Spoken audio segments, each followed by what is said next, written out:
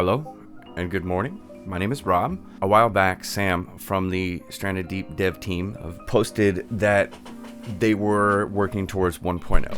And at that time, I went ahead and started compiling questions that I've seen on Discord, Reddit, Facebook, and in the forums with the intention of reaching out and seeing if they would do a Q&A with me. Claire, who is awesome, was very responsive.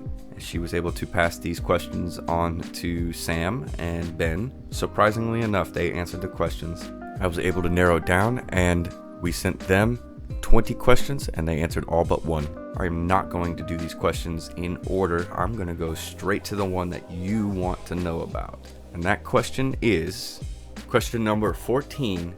What is next? A sequel? A new title? Their answer? I couldn't say at the moment. It could be either. We have some great ideas and concepts for sequels and new IP.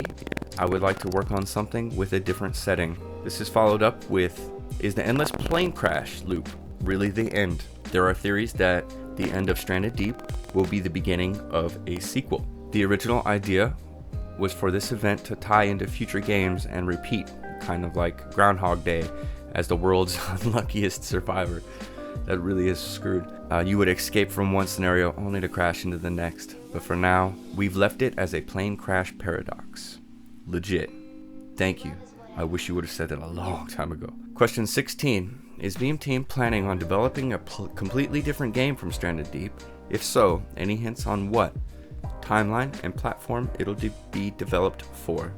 So Fuzzy Bunny Slipper's question. We've had a great experience developing for the major platforms. It's been very valuable working with first parties and getting familiar with the different platform requirements, submission processes, etc. I think we will develop the next title for these platforms again, and now we have a much better understanding of the limitations for each, but we don't have timelines or hints yet. They are working on something, but they don't have hints or timelines yet. The biggest one, question number 4. Would Beam Team consider offering official mod support? Their answer, we've considered integrating something like mod.io for better mod support, but I don't think this will happen for SD1. So them referring to it as SD1, I don't know if that's supposed to foreshadow. A huge steaming bowl of foreshadowing. But with all the other questions that were asked and this one put together, I do believe that they might be working on a sequel or something similar. Question number 10. I have read that this was Beam Team's first game. Is this true? And if yes, did Stranded Deep meet or exceed your expectations? This is a really good question. This is probably one of the most important questions to consider. First part. Yes, this is Beam Team's first game. It is 2 developers out of Australia. And if this is their first game, I can't wait to see what their second game is going to be like. Sequel or not, I want to know. Because they actually did a really damn good job, all things considered. Some mistakes along the way, but we'll get to that as well. Did it meet or exceed your expectations? That's a hard question, and one I've been reflecting on a lot. Did it meet every one of our expectations? Probably not, and it probably never would, and the next game probably won't either. The scope and potential of what the game could be is so huge and open-ended, but it was also only intended to be a first project for us, something to get our feet wet, learn from, and grow. We've definitely done that. It has far exceeded any expectations we ever had with the way the community has supported us. I can't wait to take everything we've learned into the next project. So those are kind of the more important questions that I asked. When I reached out, the very first time I reached out in a Discord group and said, hey, if you could ask the devs 20 questions, what would they be? A lot of them were, why do you suck? Why do you this? Why that? When is the next patch? And these are obnoxious questions. I tried to stay away from questions that would make the devs defensive, because then there would be no rapport and I could not do this again. And if they have another title, then I can do this again with them. I would like to build enough trust to send these kinds of questions. And by these kinds of questions, I mean the ones that are aggressive and would make the devs defensive no matter how it was worded. So now that we've covered some of those, question number 1, what are the real life inspirations for Kura, Chihuahua, Pipi, and Ajuga? Their answer, we referenced a great resource called Medicinal Plants in the South Pacific by WHO Regional Publications. We looked at all of the real-world uses and picked plants that could be integrated into the game. Question number 2, what was the original intention of the Wavalauva plant? I still don't know how to say that. I should ask them how to say it. This one is awesome. At one point, we were thinking of adding some more player effects and buffs based on plants that have hallucinogenic effect. Some of these effects would have been similar to Eagle Vision in Assassin's Creed. The player would craft a consumable that would highlight all huntable animals or highlight all consumable food. This feature did not make it into the game.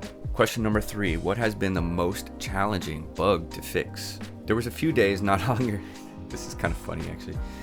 There was a few days not long after release on early access that will be forever known as Node Day.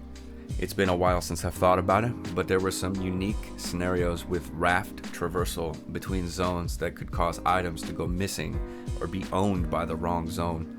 A literal Bermuda Triangle.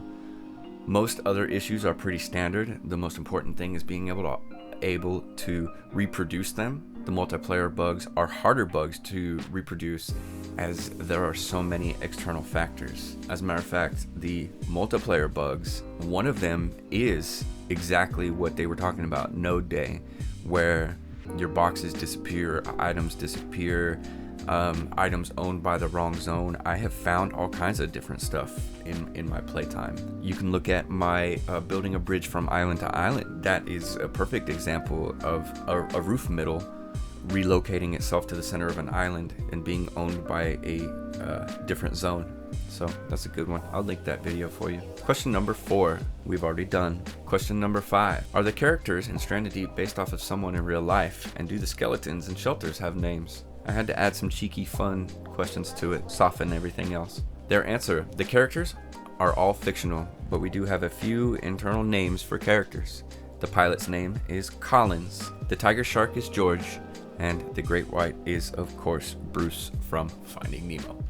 Co-op with randoms, if you've never seen it, has been a son of a bitch because of this. Question number 6, will a chat feature, text or voice, be added as a quality of life update? We don't have any plans to add a dedicated chat feature. We considered this during multiplayer development and decided that the built-in first-party chat system works well on console and PC. Most people use something like Discord. I am a little mad at that answer because on PC, when somebody random joins your game, it doesn't tell you what their Steam or Epic name is. It tells you what the name of their PC is. Question number 7, what Stranded Deep content creators do you watch? I don't get as much time as I would like to watch Stranded Deep content. The most recent series I followed was by Neebs Gaming. Their co-op dynamic was great and some of the most entertaining and enjoyable content I've watched. Cheers to Neebs and the boys. Is that C4? There's Jeep. There's C4. Oh, here we go. Bail out! Bail out! But what? Bail out. What?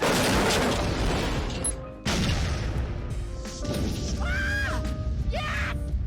Promoted! Promoted! I've been watching Neebs forever. Since Battlefield 4, Battlefield Friends, that's what got me there. I'm in a couple of their groups. They're local to me. They live right down the road, actually. Nice. Good job, Neebs Gaming. I'll go ahead and share this little screenshot into their thing.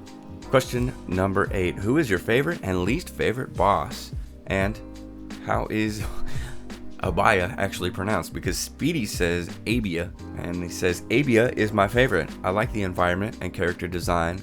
It's such a grumpy chunk. It's very Australian. I don't know what that means. If you're Australian, please explain that to me. I have no idea how to pronounce it. The devs don't know how to pronounce their own boss name. Personally pronounces it Abaya, just like me. That means I'm right, and everybody else is wrong. Question number 9. What other sea creatures did you consider before deciding on the squid, the shark, and the eel? Their answer: we workshopped an idea for another environment with a bear that would be stuck on a beached cargo ship. the scope of the environment was out of reach for them at the time. Maybe in the next one. Stranded Deep 2, Stranded Deeper, Stranded Wide, Balls Deep is what I wanted to call it. Question number 10. Question number 10 we have already answered. Was this Bean Team's first game? Question number 11.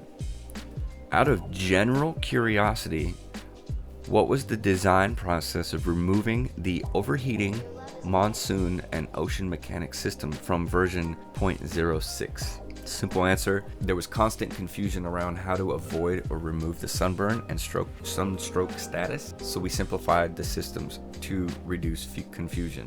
That's fair. Question number 12. What was the biggest challenge you faced when designing Stranded Deep? Easily the biggest challenge was making a game with no obvious enemies, such as enemy tribes, green hell, the forest with cannibals. This was a deliberate design decision, but I think it's one of the biggest polarizing elements of the game, and the game can be viewed as better or worse for it, depending on what you like.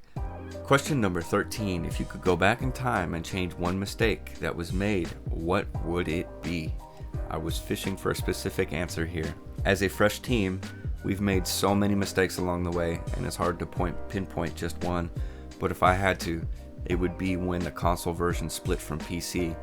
It has made consolidating changes and bug fixes across the different platforms more time consuming and difficult than it needs to be. It's manageable, but we definitely won't make this same mistake next time. Cheers to that. It may have been hard for them, but it was equally hard for the players and the player base. I've seen many videos, including Broadbent, who was there at the beginning, very, very displeased with some of the PC console decisions that were made. I feel like if we dug deeper, there would probably be some underlying reason behind them. I have covered question 14, 15, and 16. Question number 17, something fun and lighthearted. Why is the rum gone? Hopefully you've seen Pirates. And they said, I'm sure it's buried somewhere. And if you really want to read into that, you can. Maybe they have rum in a new game. But the idea behind this question was to break the ice towards the end and hopefully catch a smile. Personally, I have always looked at the fuel still as a moonshine still, not a fuel still. And I've always wondered why there was not some status effect, drunk status effect. You've made vodka, might as well, you know. The funny thing is, they refer to Assassin's Creed, which was exactly what I was thinking when I asked that question. Because you can get drunk as hell in Assassin's Creed, specifically Valhalla, and they also reference hallucinogenics. So why can't you use a clay water jug to drink fuel? Anyway, moving on. Question number 18.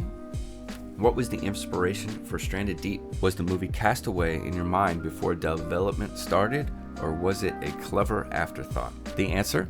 Ben created the initial concept of surviving on a raft in a scary scenario, which was released to stream Greenlight. From there, it grew and changed and took more inspiration from the island theme. Castaway was always a big inspiration. The last question that I asked was, 19, may I have permission to share your answers? Which brings us here. Their answer is sure. Thanks for the great questions. And we shared them here too. They are shared on official Stranded Deep forum, and I will link that in the description. Though some of these questions are my own, I cannot take full credit for these questions. I have to give credit to the Stranded Wide group. Kat, Discord moderator and modder elite. Hanticore, the Zen master, the absolute Zen master of mods. Fuzzy Bunny Slippers, your friendly co-op random. Not a creator, but she should be. Granddaddy Gamer, creator on pretty much every survival game I've ever seen. At some point in time, he will cover it on both PC and console. Cheers. Kevlar Gaming, PC builder, gamer, and just cool guy. Punk Rich, Steam Workshop, island creator, awesome dude, very creative, lots of good ideas, lots of good feedback. Robert Monkey, if you've been to the Steam Workshop, you know who Robert Monkey is. He is the custom island extraordinaire. He also has a YouTube channel and is doing a series on Stranded Deep currently. So we'll link that in the description as well. Speedy Deep, content creator and the fastest person in Stranded Deep by far. I've tried. I don't have what it takes. Super smart, Smart dude, good people. It's helped me out quite a bit with my channel and helping it grow. Appreciate you, thank you. And then last but not least, myself, Santeria318 on the forum and Just Rob on YouTube. The last question on the list, the one question that they did not answer is poor Hantakora.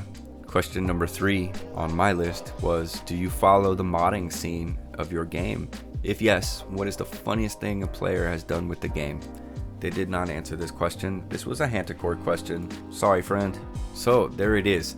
There is a lot more to this post, and this video is dragging on because it's a lot of content to cover. I suggest going to the description, clicking on the link, and you can go see this entire post. There's more. Claire, thank you very much for answering these questions. Sam, Ben, thank you for answering these questions. All things considered, I think they've done a good job, and I personally will play any game in the future that Meme Team makes. Even if I don't like the concept, I will give it a try just to see what they're able to come up with.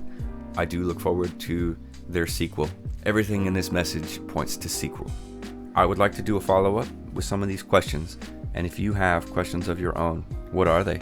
You can ask them here, or you can join the Discord and ask them there. I will be compiling a follow-up Q&A. Like, subscribe, join the Discord. Cheers, I appreciate you. Have a good day, and I will see you in the next video.